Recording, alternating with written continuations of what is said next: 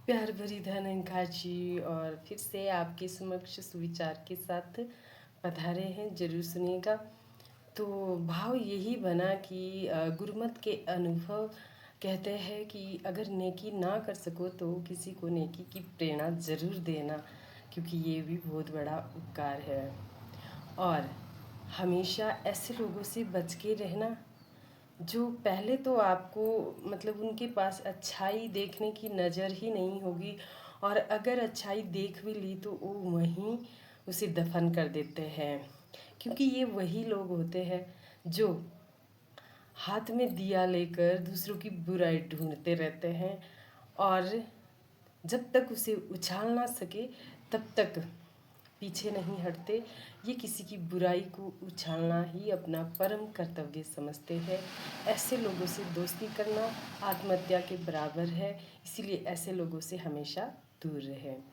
तो फिर संगति किसकी करें जी? तो सब संगति किसकी करनी है?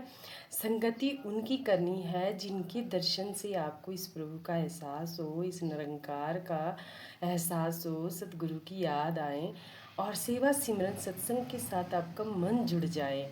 ऐसे व्यक्ति के वचन सुनकर जिससे आपका ज्ञान और ईमान दृढ़ हो, ऐसे लोगों से प्रेरणा लेके उनसे जुड़े रहें।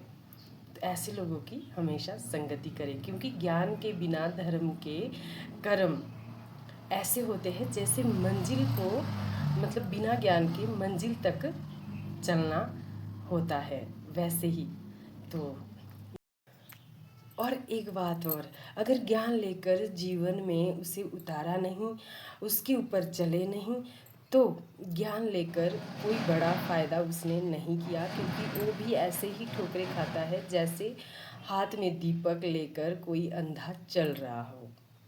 इसीलिए ऐसे लोग जो निरंतर इस ज्ञान के ऊपर नहीं चल पाते, सेवा सिमरन से दूर हो जाते हैं, उनसे ये ज्ञान भी अलोप हो जाता है। इसलिए ज्ञान के साथ जुड़े रहने के लिए सेवा सिमरन सत्संग करना बहुत ज़रूरी है जी।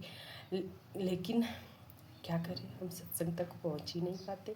हमें माया घेर लेती है, हमें काम आ जाता है, हमें समय नहीं मिलता जी। हम कैसे आए?